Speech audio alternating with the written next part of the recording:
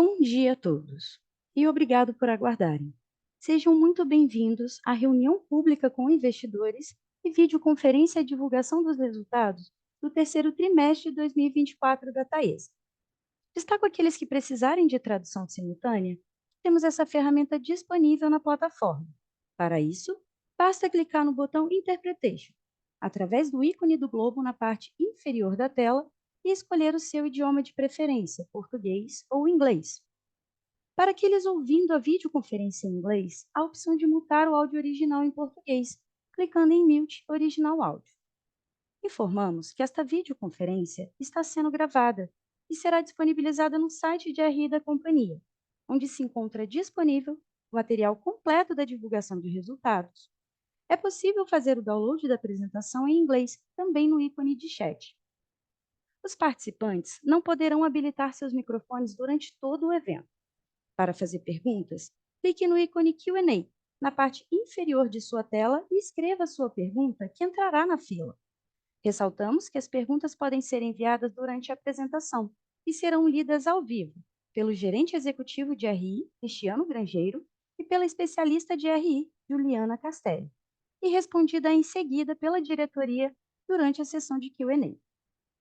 Ressaltamos que as informações contidas nesta apresentação e eventuais declarações que possam ser feitas durante a videoconferência, relativas às perspectivas de negócios, projeções e metas operacionais e financeiras da Taesa, constituem-se em crenças e premissas da administração da companhia, bem como informações atualmente disponíveis.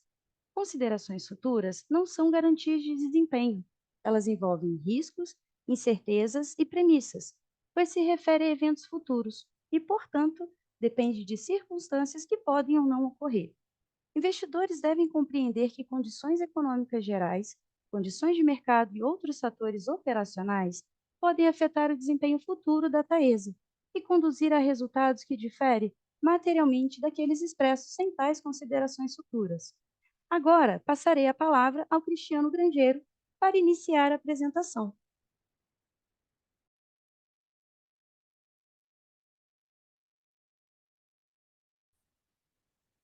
Bem, bom dia a todos e sejam bem-vindos a mais uma videoconferência de resultados da Taesa, agora do terceiro trimestre de 2024.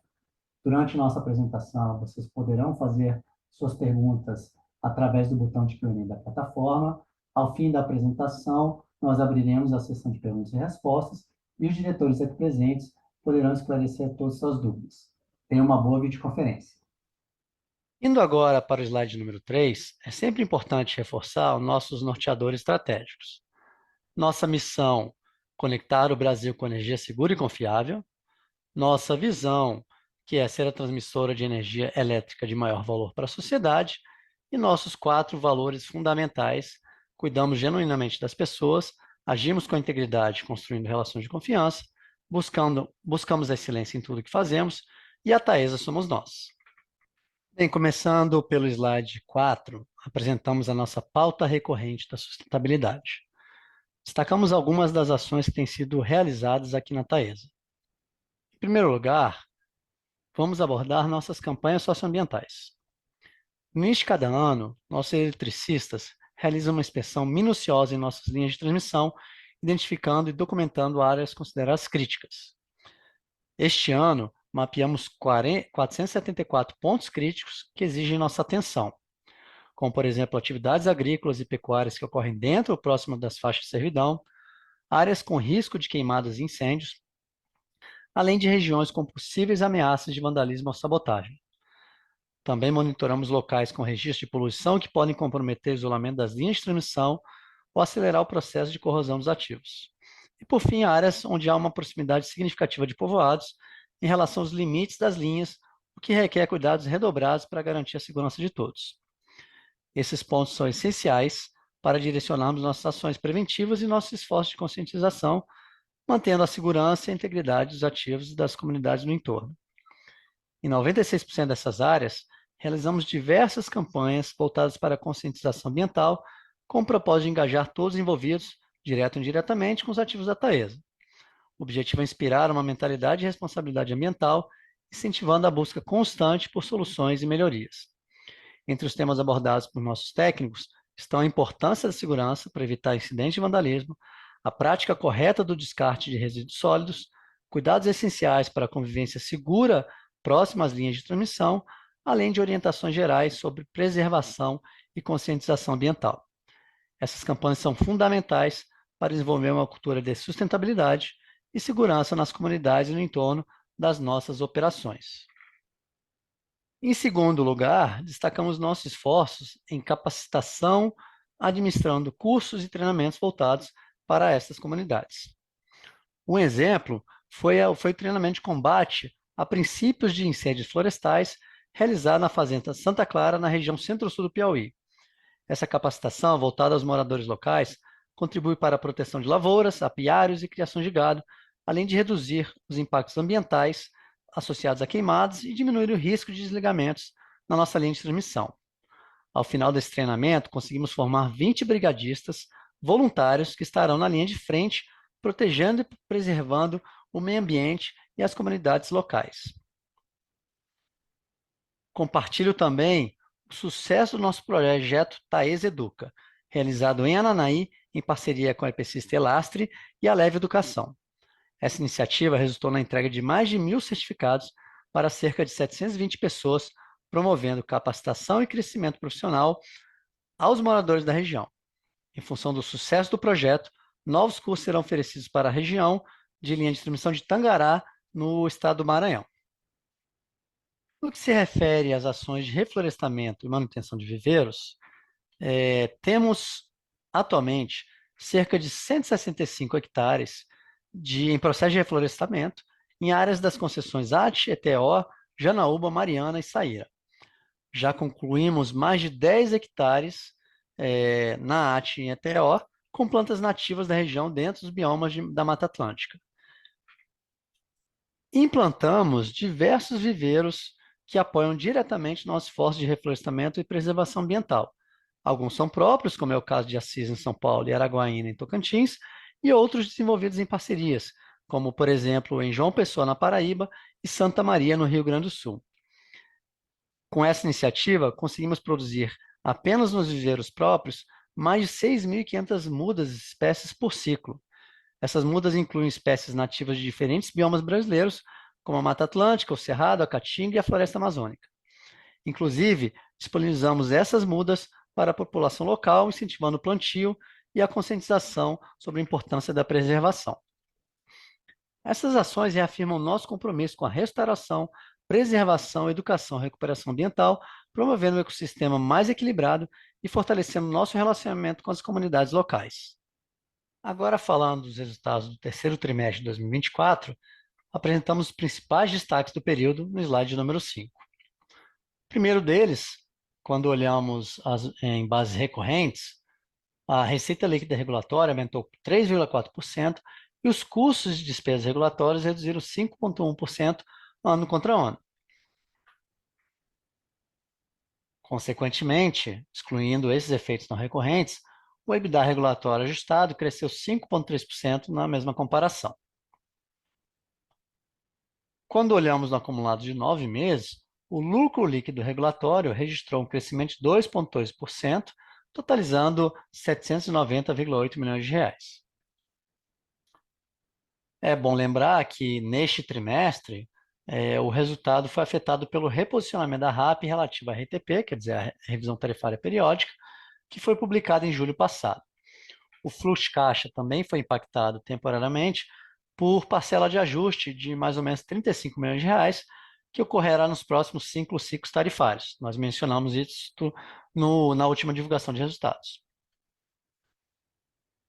Alguns eventos importantes que aconteceram no trimestre, o primeiro deles aqui, nós tivemos a 16ª emissão de debêntures da Taesa no volume de R$ 400 milhões, a um custo de CDI mais 55 basis points e vencimento em 7 anos. Os recursos serão destinados para reforço de caixa e capital de giro. Um grande evento que nós tivemos também foi a vitória na disputa pelo lote 3 do leilão de transmissão ANEEL 02-2024, com captura de importantes eficiências e sinergias e com potencial de crescimento na região. Obtivemos mais uma licença de instalação de Tangará, de um seccionamento, permitindo o começo das obras em mais um trecho. Vamos dar alguns detalhes da entrega antecipada, eficiência de CAPEX dos empreendimentos em construção. E, para finalizar os destaques, anunciamos mais uma distribuição de proventos no valor de 230,5 milhões de reais, equivalente a 75% do lucro líquido regulatório do trimestre, como temos dito aí a nossa prática atual de distribuição. Nos próximos slides, nós destacaremos cada uma desses destaques. No slide 6, apresentamos as principais linhas do resultado regulatório. Gosto sempre de lembrar que o resultado regulatório é aquele que reflete mais fielmente a geração de caixa de uma transmissora. Nos próximos slides, aprofundarei as explicações desse desempenho.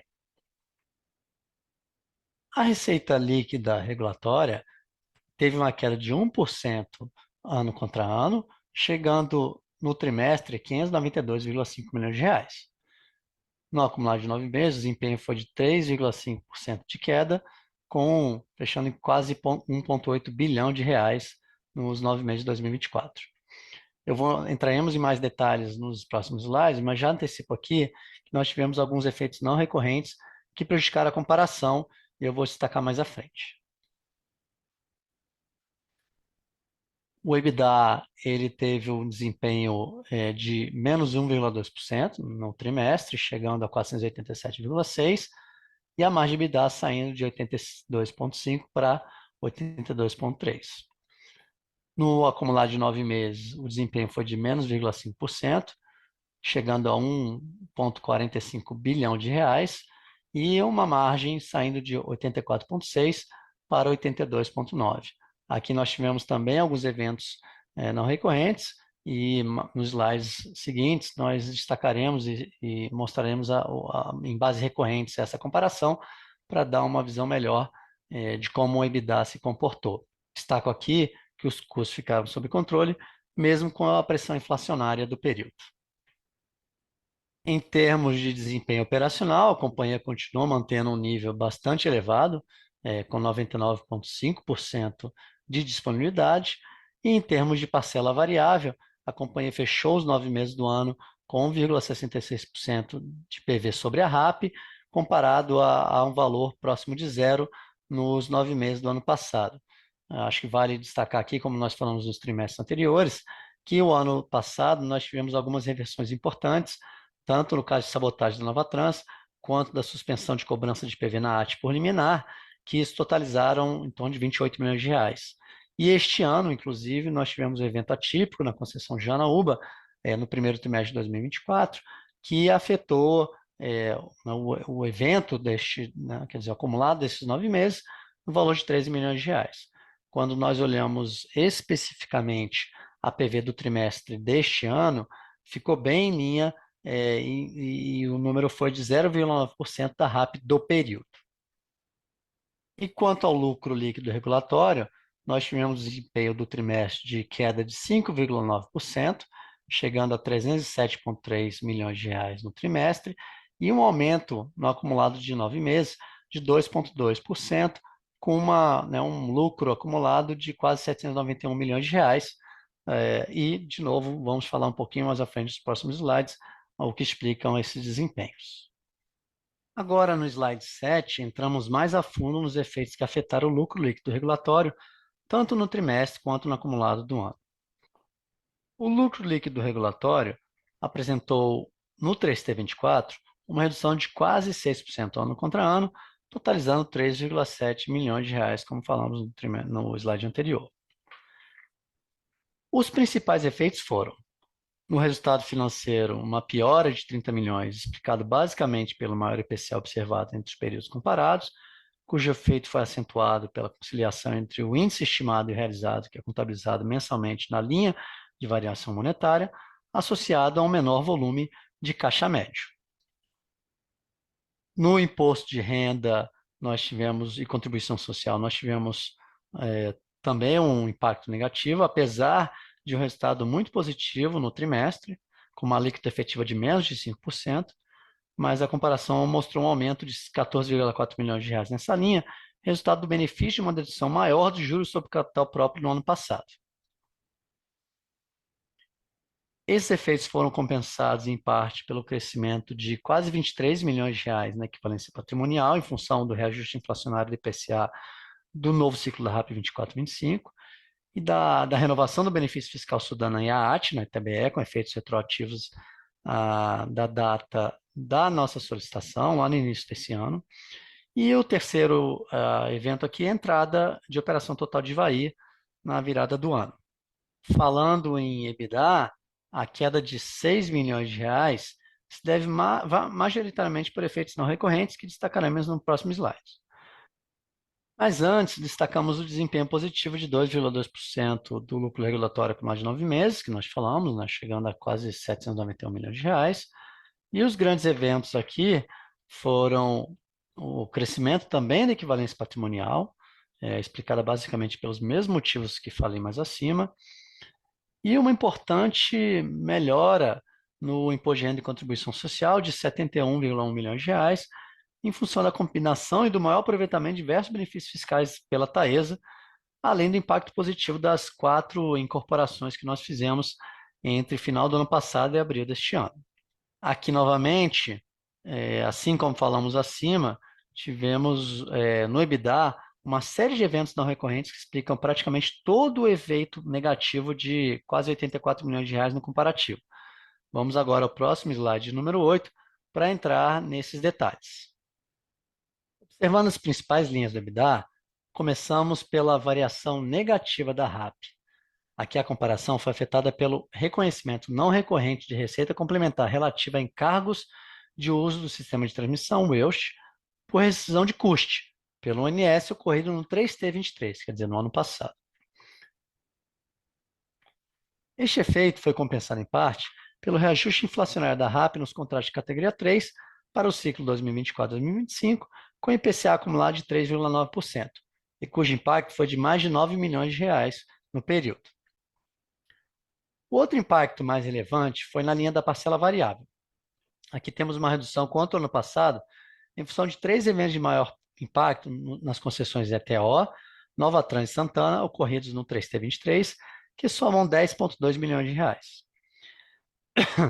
Vale destacar que a PV do 3T24 ficou em apenas 0,9% da RAP, como eu mencionei antes. Vale mencionar ainda o controle no OPEX, que praticamente não teve variação, mesmo pressionado pela inflação no período. Excluindo os eventos não recorrentes, principalmente aqueles associados às reversões de PV que ocorreram no ano passado, as receitas complementares do EUST e algumas despesas one-off, o EBITDA ajustado apresentou um crescimento de 5,3% no trimestre e uma queda de apenas 0,5% no acumulado de 9 meses, diferentes das quedas de 1,2% e 5,5% apresentadas no slide 6, respectivamente. Destacamos aqui as margens nas duas visões, que apresentaram um desempenho melhor e representam a margem recorrente no EBITDA do trimestre e acumulado de 9 meses. Mais detalhes sobre estes ajustes no release de resultados desse trimestre. Indo para o slide 9, apresentamos o lucro líquido FRS. O lucro apresentou um aumento de 45% na comparação entre os trimestres, totalizando mais de 409 milhões de reais. E no acumulado de 9 meses, o desempenho foi de quase 34%, maior que o ano anterior, totalizando 1,2 bilhão de reais. Os principais efeitos desse desempenho do trimestre foram o aumento de 140 milhões de reais na receita de correção monetária, em função dos maiores índices macro registrados esse ano, principalmente o GPM, que saiu de menos 2,8% no 3T23 para mais 1,7% no 3T24. O aumento da margem de construção em função dos maiores investimentos em empreendimentos em construção, que foi compensado em parte pela desaceleração do cronograma de Ananinha em função do atraso da licença ambiental, e o aumento de 86 milhões de reais na linha de equivalência patrimonial, explicada também pela alta de GPM, que afetou fortemente a receita de correção monetária das nossas participações de categoria 2.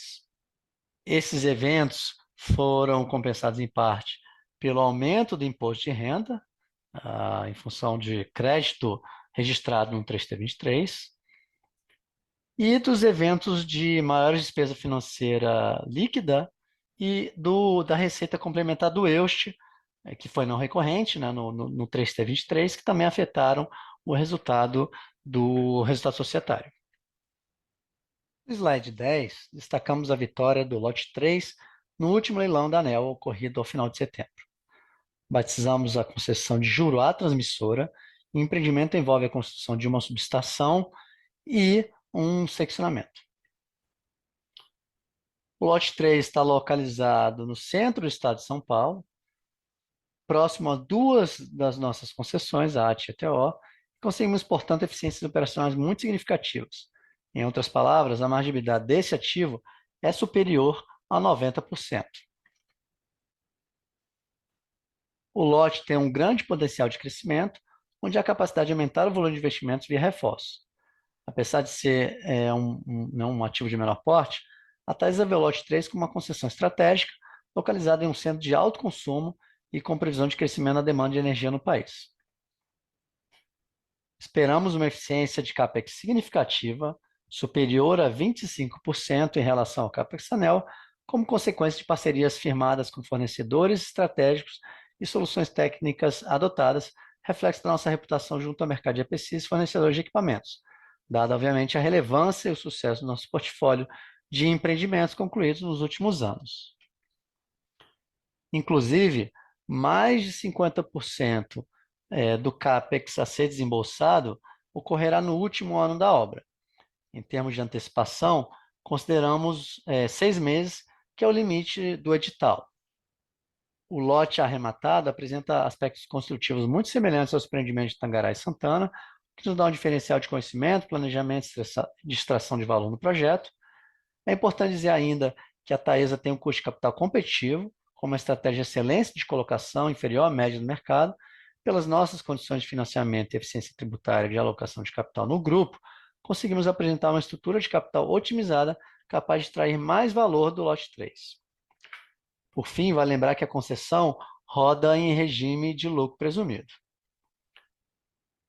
Bem, à medida que o projeto for evoluindo, prestaremos mais detalhes e informações sobre o seu andamento. Passando agora para o slide 11, vamos atualizá-los sobre o andamento dos nossos projetos. Obtivemos mais uma licença de instalação no início de outubro para Tangará, relativo a um seccionamento da linha de transmissão Açailândia e Miranda 2, o que permitirá o início das obras nesse trecho da linha.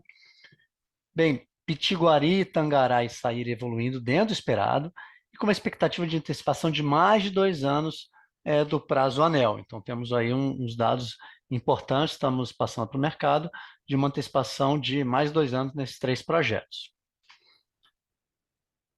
Ananaí, em função do atraso do licenciamento ambiental, mas que ainda sem impacto significativo no plano de negócio, a gente está considerando uma antecipação de 11 a 15 meses do prazo regulatório, ainda assim uma importante antecipação considerando o tamanho desse projeto. Vale mencionar que nós temos trabalhado para reduzir os impactos desse atraso e manter essas antecipações aí que nós estamos divulgando. Quanto aos reforços, há uma expectativa também de entrega de algumas fases de reforço da Nova Trans ainda esse ano, lembrando que este é o nosso maior reforço atualmente em construção. Olhando esses projetos, esses 4 greenfields que nós falamos, a eficiência média do CAPEX é em torno de 15% em relação ao CAPEX ANEEL. O CAPEX realizado até o momento em 2024 totalizou aproximadamente 700 milhões de reais e nossa expectativa é fechar o ano entre 900 e 1 bilhão de reais. Para os investimentos nesses projetos em 2025, e mais os reforços de grande porte, nós estamos falando aí de 7 reforços de grande porte, os investimentos devem ficar da ordem de 1,6 a 1,8 bilhão de reais, e o remanescente desses investimentos ficam aí entre 300 e 500 milhões de reais para 2026. Lembrando que essa curva não considera o lote 3 que acabamos de mencionar no slide anterior. Um importante disclaimer a ser feito aqui, né, neste slide, é que essa curva esperada de CAPEX, que nós estamos considerando para os 4 projetos Greenfield e os 7 reforços de grande porte, é a melhor estimativa que nós temos atualmente, mas que naturalmente, devido à questões externas, essas informações podem ser alteradas no futuro. Então, à medida que os projetos vão evoluindo, é importante que vocês acompanhem conosco para que a gente possa manter o mercado informado sobre essa expectativa. No slide 12, apresentamos a evolução e o perfil de endividamento da companhia. Ao fim desse trimestre, a dívida líquida total da companhia chegou em quase 11 bilhões de reais, considerando todas as nossas participações. E a alavancagem se estabilizou no patamar de 4 vezes. O custo médio real das nossas dívidas está em 5% e um prazo médio de 4,8 anos, um pouco melhor ao anunciado no trimestre passado, em função do alongamento pelas últimas emissões de debêntures com vencimentos mais longos. Nossa posição de caixa ficou em 1,6 bilhão de reais e o mix de índices se manteve em 66% das dívidas indexadas ao IPCA, 31% ao CDI e o GPM em torno de 3% relativo à segunda série da 15ª emissão de debêntures que realizamos em abril desse ano. O rating corporativo da companhia em escala nacional, que é acompanhada pelas agências de rating Moody's e Fitch, é o mais elevado nível reconhecido, AAA. E ambas as agências revisitaram este ano a perspectiva de negativa para estável, um sinal muito positivo dado pelas agências de risco de crédito sobre a evolução e execução da nossa estratégia financeira de capital. No slide 13, destacamos a 16ª emissão de debêntures da Taesa, concluída em setembro. Levantamos 400 milhões de reais em uma única série para reforço de caixa de capital de giro. O vencimento é em 7 anos, com amortização anual no sexto e sétimo anos, e a taxa fechou em CDI mais 55 basis points, ficando entre as melhores emissões recentes no Brasil. Reforçamos aqui a nossa solidez financeira e diferencial de captação, evidenciados pela melhor classificação de risco de crédito emitido pelas agências de rating. Passando para o slide 14, antes de finalizarmos a apresentação, anunciamos mais uma distribuição de proventos com base no resultado regulatório acumulado de 2024. O Conselho de Administração aprovou a distribuição de 230,5 milhões de reais entre dividendos e juros sobre capital próprio.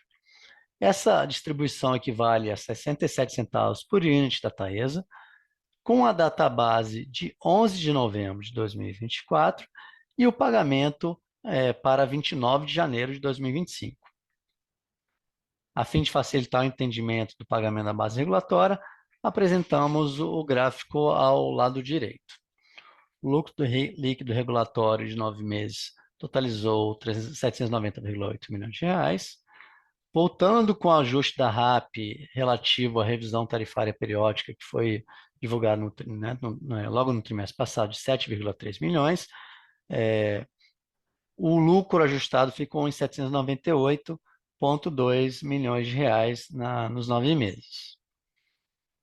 Considerando que a nossa proposta de distribuição de proventos para 2024 é de 75% do lucro regulatório, chegamos a um valor de 598,6 milhões de reais a serem distribuídos sobre esse resultado acumulado. Como nós já anunciamos 368,2 milhões de reais no período, a proposta de distribuição para o último trimestre ficou em 230,5 milhões de reais, o que equivale a um payout de quase 76% do lucro líquido regulatório do exercício social, acumulado até o momento. Um pouco superior ao limite da proposta anunciada esse ano, justamente por conta da volta desse ajuste aqui de 7,3 milhões. Com esse anúncio, o valor total distribuído até o momento relativo ao resultado de 2024 foi de quase 600 milhões de reais, o que equivale a esse 76% do lucro regulatório acumulado do ano. Bem, era isso que tínhamos para apresentar. Vamos iniciar agora a sessão de perguntas e respostas. Obrigado a todos. Obrigada, Cristiano. Neste momento, abriremos a sessão de Q&A, que será conduzida ao vivo e contará com a participação dos diretores da companhia. Lembrando que, para fazer perguntas, os participantes devem clicar no ícone Q&A na parte inferior de sua tela e escrever a sua pergunta, que entrará na fila.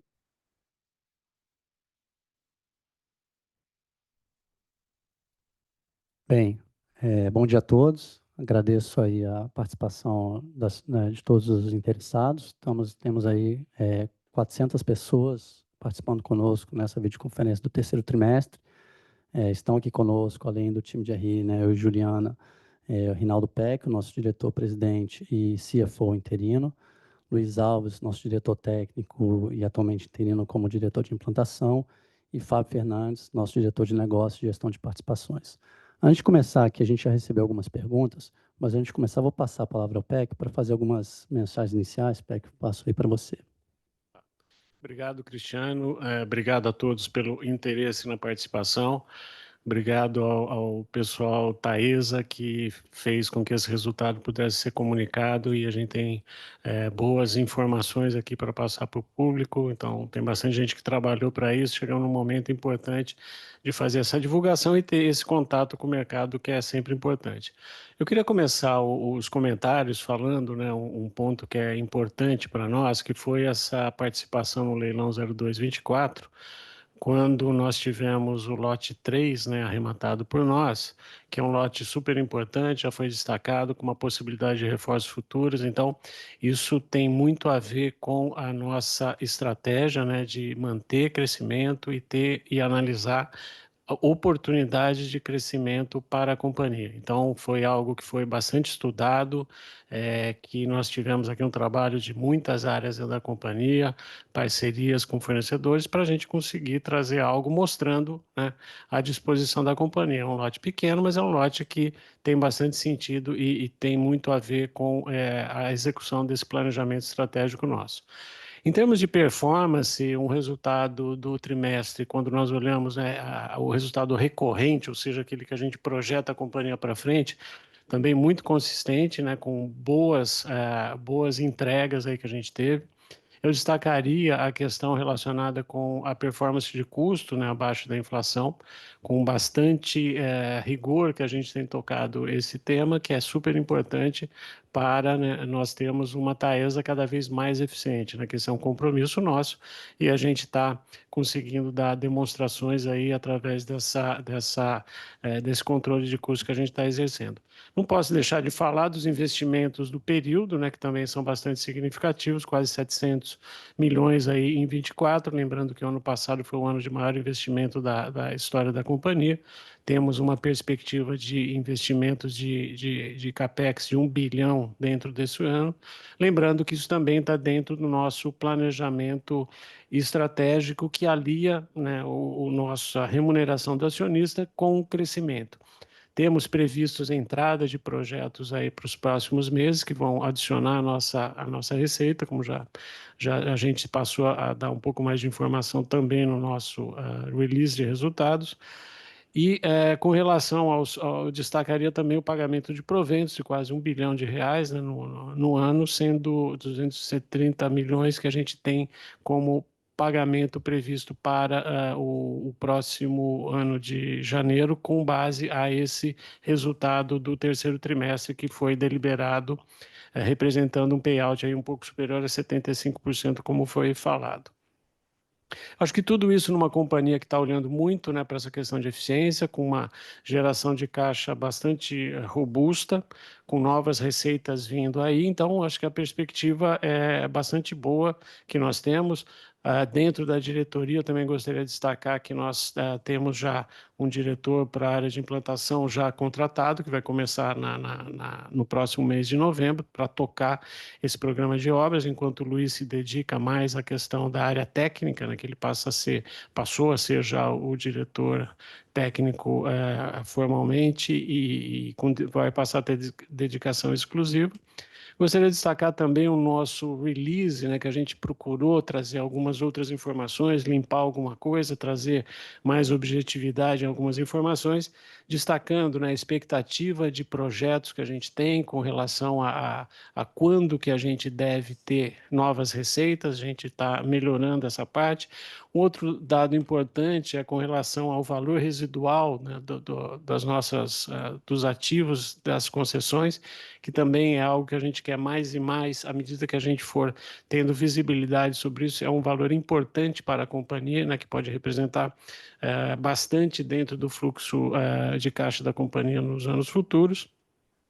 Ou seja, no geral, acho que é o orgulho de estar mostrando aqui um trimestre onde a gente está aliando remuneração do acionista com o crescimento e com perspectiva de crescimento. Então, acho que era esses os comentários, né? Mais uma vez agradecendo a participação de todos e agora a gente fica aqui à disposição das perguntas. Cristiano, Juliana. Obrigado, Pecchio. Eu vou passar aqui, você tocou em alguns pontos, né, de algumas perguntas, mas entrando mais talvez nas dúvidas específicas, eu vou começar aqui pela pergunta do Rafael Celsade aqui da GF. Ele faz duas perguntas que estão interligadas. Primeiro é como a companhia enxerga a capacidade de crescimento e investimento para os próximos anos, visto a aproximação do fim das concessões, né, a partir de 2030, e o nível de alavancagem. E a outra é como é que a gente pode enxergar a atuação da Taesa para fazer frente a essas necessidades, né? Para que possamos ter mais clareza dos passos futuros da empresa. Então, ele agradece aqui, são as duas primeiras perguntas. Tá, obrigado, Rafael. Bom, é uma questão complexa, daria para a gente falar bastante tempo aí sobre a nossa estratégia. A gente tem procurado trazer sempre informações a respeito disso, mas é um assunto que merece sempre uma discussão com relação à perspectiva de crescimento. Primeiro ponto, eu gostaria de dizer que o que vai acontecer com a companhia, né, em termos do término de algumas concessões, a companhia já vem trabalhando também com os investimentos que foram feitos para a gente conseguir repor parte da RAP. Como a gente tem falado, temos 3 bilhões, um pouco menos em execução, isso vai ajudar a termos um aumento de receita também futura, que com certeza vai ajudar nessa compensação de parte das concessões que vão vencer um pouco mais à frente. Então, existe esse pensamento, a gente acabou de ganhar um leilão onde a gente mostra, né, que oportunisticamente também, dentro do que cabe no nosso endividamento atual, que a gente fez alguns ajustes importantes esse ano, acho que a questão do endividamento é uma questão muito importante para nós, e nós ainda assim conseguimos participar do leilão, porque como foi destacado, nós temos desembolso um pouco mais à frente, inclusive a maior parte no ano que entra em operação. E a questão da alavancagem, ela deve ter uma caída à medida que a gente vai entrando com outros projetos. Então, é difícil falar assim exatamente quanto nós vamos estar investindo nos próximos anos. O que a gente pode falar é que, como a gente acabou de demonstrar, estamos atentos a possibilidades que possam fazer sentido dentro das questões relacionadas com o endividamento da companhia. Nós também fizemos o ajuste dos dividendos, que era uma coisa que fizemos visando, né, essa capacidade futura de participação em crescimento futuro, mas no momento tivemos aí o ajuste, né, para os 75%, que a gente já tem falado que a partir de 2025 devemos ter um payout entre 90% e 100%, mantidas as condições de mercado. Obviamente que isso é uma coisa para ser deliberada e discutida à medida que o ano vai caminhando, mas hoje, olhando para frente, é o que a gente entende que vai ser possível de ser feito. Então, olhando as questões de crescimento, eu vejo oportunidades, tem essa desalavancagem que vai acontecer e nós vamos estar atentos para, participando de leilões ou tendo alguma outra oportunidade, fazer essa compensação, mas a gente ainda não consegue saber quanto, né, desse percentual que a gente vai ter a compensação até o futuro próximo aí, tá bom? Acho que é isso, Cristiano. Obrigado, Peck. Bom dia a todos. A segunda pergunta que a gente tem é do investidor Adriano Ramos, no tema de dividendos. Você já falou um pouco dos dividendos e proventos e expectativa, mas o Adriano comenta e pergunta: a Taesa sempre teve uma prática de anunciar os dividendos e logo em seguida pagar. Porém, nos últimos anúncios, o tempo para pagamento aumentou. Você poderia falar o motivo e se isso vai se manter? Eu diria que o que nós praticamos ano passado, o que a gente está praticando esse ano, é o que deve ser mantido, né? A gente tem praticado como pagamento, né, 2 trimestres do ano anterior são sempre pagos no ano corrente e 2 trimestres do ano fica para o próximo ano. Então, é isso que está acontecendo. Então, a gente acabou de ter, né, a divulgação do terceiro trimestre com pagamento logo para janeiro. Então, por que a gente faz isso? Para todas as adequações que nós vamos fazer. Investimentos, tem essa questão de remuneração, tem a questão de captação, custo, né, das emissões que a gente tem tido. Então, a gente adequa tudo isso, mas a nossa ideia é que isso que tem sido feito seja mantido para frente. Então, acho que essa que é o padrão que a gente espera conseguir manter para os próximos períodos. Obrigado, Pecchio. A pergunta próxima aqui, eu vou passar para o Fábio, o Daniel Travitsky, analista sell-side da Safra, ele pergunta aqui: como enxergam oportunidades no leilões de reserva de capacidade destinada a baterias? Estão estudando essa oportunidade? Bom dia a todos. Bom dia, Daniel. Obrigado aí pela pergunta. Bom, efetivamente estamos, né, a Taesa, como sempre, procurando alternativas e oportunidades de investimento que gerem valor aqui para os nossos acionistas. Então, é uma oportunidade, sim. Esse assunto, né, a questão de bateria e a reserva de capacidade está em consulta pública, né, solicitada pelo MME através da ANEEL, e nós estamos atuando fortemente, né, nessa consulta para que possamos entender e trabalhar nessa regulamentação, que ela saia o mais clara e transparente possível e que possa dar as oportunidades de investimento necessárias nas condições aplicáveis também a esse produto, né? Esse leilão, né, essa situação é uma inovação importante aqui para o setor de energia brasileiro. Ele traz uma inovação porque ele traz exatamente a capacidade de nós armazenarmos energia dentro do âmbito da transição energética, né, podendo suportar aquela intermitência no caso das energias renováveis, principalmente a eólica e a solar. Então, ele traz essa capacidade de armazenamento, trazendo robustez, uma resiliência e mais confiança no sistema nacional brasileiro, então, de transmissão de energia elétrica e de energia elétrica, de uma forma como um todo. Então, estamos olhando, sim, essa consulta pública sugere que esse leilão ocorra no final do primeiro semestre de 2025 e, dentro das condições que forem estabelecidas pelo regulador e dentro das condições aliadas ao nosso planejamento estratégico, tendo aderência, nós vamos participar ativamente dessas oportunidades também. Tá? Muito obrigado aí, Daniel, e ficamos aqui à disposição para qualquer esclarecimento adicional que seja necessário. Obrigada, Fábio. A próxima pergunta é sobre projetos e eu vou direcioná-la ao Luiz. Luiz, o investidor pergunta se existe alguma expectativa de entrega de projetos para acontecer em breve. Ok, obrigado, Juliana. Obrigado pela pergunta. Temos sim, Juliana, né? Nós estamos com 2 projetos importantes. O primeiro dele é a Nova Trans, que é referente a um reforço de grande porte de substituição de 3 bancos séries na linha de transmissão. Esse reforço ele já vem com um prazo bem justo estabelecido pela ANEEL, um prazo de 30 meses, mas nós vamos, né, trabalhando para energizá-lo já dentro desse mês de novembro.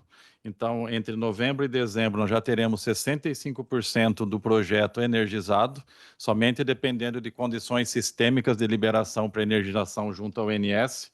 Então, estaríamos aí uma antecipação de 5 meses num reforço que é bem complexo e bem técnico, né? Mostrando o compromisso da Taesa sempre aí em antecipar e a eficiência dos projetos. E também, de mesma forma, o projeto de Pitiguari, cuja data ANEEL é para março de 27, nós já estamos aí trabalhando para energizar ainda esse ano, né, buscando até o final do ano, no máximo início de janeiro, já energizar uma primeira linha de transmissão de Pitiguari, que vai representar aí mais de 2 anos de antecipação referente ao prazo ANEEL. Obrigado, Luiz. Aproveitando, né, a pergunta para você, tem uma outra aqui, do ponto de vista de clima. É a seguinte: o Assis, investidor. Bom dia, parabéns pelos resultados. Gostaria de perguntar sobre como os eventos climáticos que temos tido no Brasil têm afetado a disponibilidade das linhas da companhia. De que forma a companhia tem trabalhado para lidar com tais situações no futuro? Perfeito. Obrigado aí, Assis, pela pergunta. Uma pergunta, assim, muito interessante, até pelo que nós estamos vivendo no momento, né? Tanto na questão de enchentes, chuvas que vemos na região sul, como também a questão de queimadas, né? Com relação às chuvas, nós não tivemos nenhum impacto esse ano em nossas linhas de transmissão, mas temos trabalhado muito na questão preditiva, no sentido de estarmos aí em 18 estados do Brasil, então estamos sujeitos a diversas frentes e entradas climáticas, né? Com relação a isso, temos estudado, né, a capacidade de vento que suporta as nossas linhas, estudando, verificando se a necessidade do projeto da época é compatível com o vento atual, que a gente tem identificado aí o acréscimo, né, e o volume de tempestades. Então, isso é um trabalho de forma preditiva que nós já estamos fazendo. E também aí, não só a Taesa, mas como o sistema como um todo, tem sofrido muito recentemente no quesito de queimadas, né? Nós temos tido algumas interferências em queimadas em nossas linhas, porém com religamento automático. Ou seja, né, não causa uma interrupção permanente, mostrando aí a confiabilidade do ativo.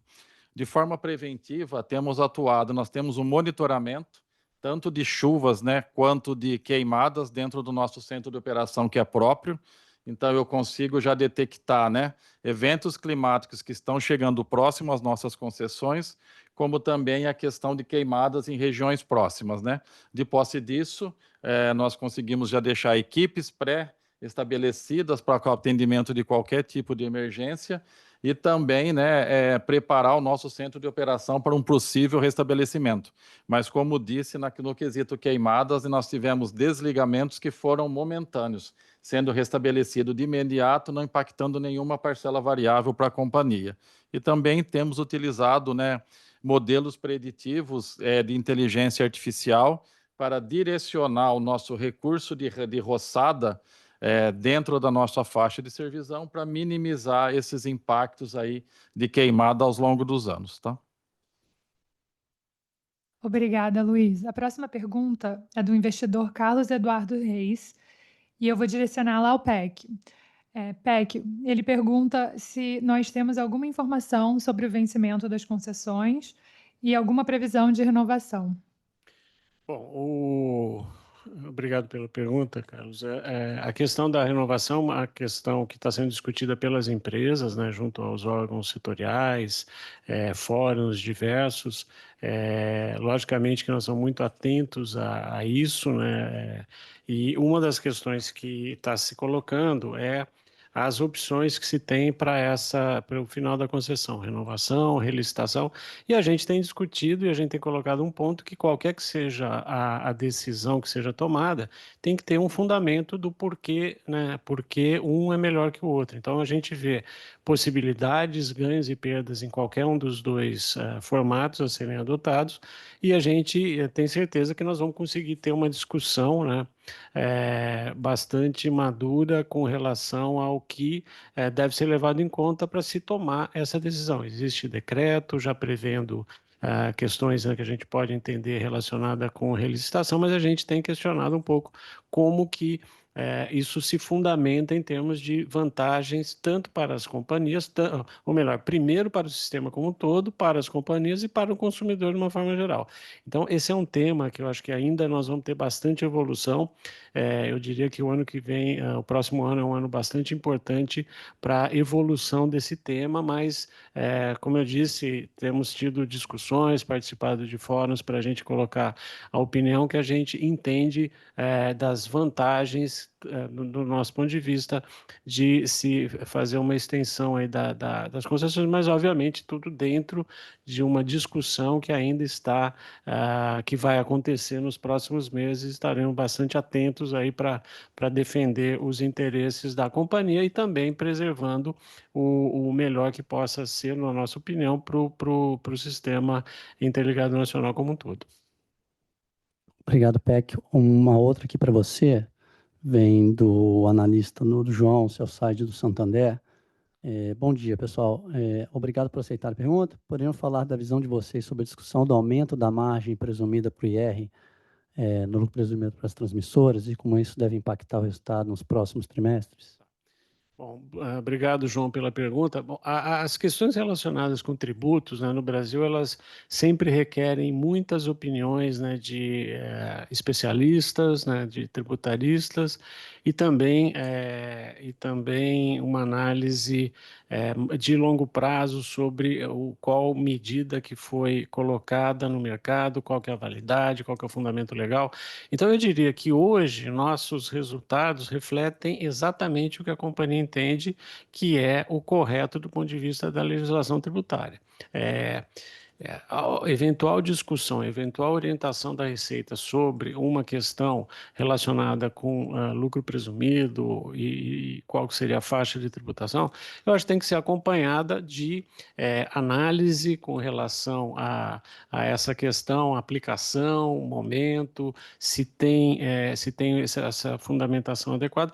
Do nosso ponto de vista, hoje, volto a dizer, nós estamos fazendo tudo dentro do que entendemos que é o correto na legislação. Para que a gente altere o nosso posicionamento, tem que vir alguma coisa, né, formal, né, do ponto de vista de alguma regulamentação específica, que vamos estar muito atentos para fazer. Não é o que a gente viu até agora, então eu acho que a posição da companhia hoje, pelo que a gente tem de conhecimento hoje, é que o que está reconhecido está muito aderente à legislação aplicável, e qualquer alteração que tenha, nós vamos ter que analisar essa questão jurídica de aplicação correta, mas a gente tem conforto sobre o que está sendo colocado e demonstrado nos nossos demonstrativos financeiros.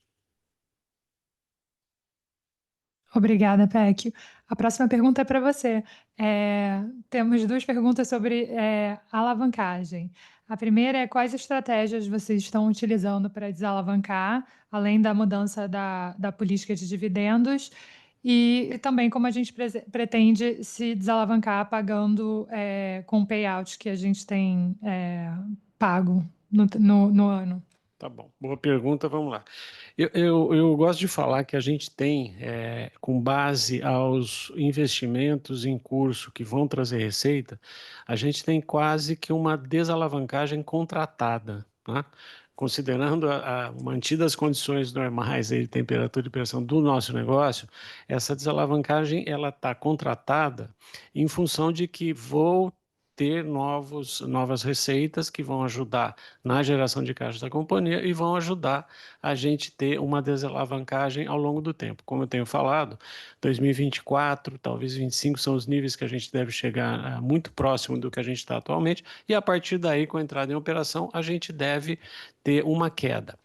Bom, isso é compatível com o planejamento que a gente tem feito, né, financeiro da companhia, como eu falei no começo, né, conjugando crescimento da companhia com remuneração dos acionistas. Então, nesse momento, nós entendemos que o que a gente tem falado com relação aos dividendos, né, que são os 75% do lucro líquido regulatório desse ano e para o ano que vem de 90 a 100, é compatível, e que é compatível primeiro com o nosso planejamento estratégico, né, faz parte do planejamento, e a gente deve ter condição de manter isso apresentando crescimento dentro desses limites colocados pelas questões de alavancagem. Então, deve ter uma redução na alavancagem, e tendo a redução da alavancagem, automaticamente a gente cria capacidade de novos investimentos, se entendermos que existem opções interessantes para a gente fazer alocação de capital.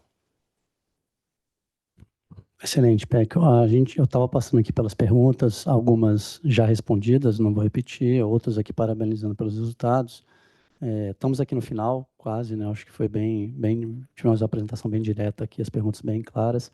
Pecchio, talvez passe a palavra aí para algum fechamento, caso você queira fechar aí. Não, claro, só voltando a alguns temas importantes, acho que falar do reconhecimento aí pelos resultados apresentados, a gente representa aqui os quase 900 colaboradores, então esse número não é financeiro, é número de muita gente que trabalha aí nas linhas, e a gente procura fazer isso com disciplina financeira, com execução do planejamento estratégico da companhia, e eu sou bastante otimista com relação às questões olhando para o futuro da companhia, seja nas questões relacionadas com eficiência cada vez maior que a gente tem procurado analisar, trazer inovação para os nossos processos e também possibilitar esse crescimento, um pouco mais à frente tem essa questão da alavancagem no curto prazo, mas que a gente entende que, como eu disse, né, com base numa desalavancagem quase que contratada, a gente vai ser capaz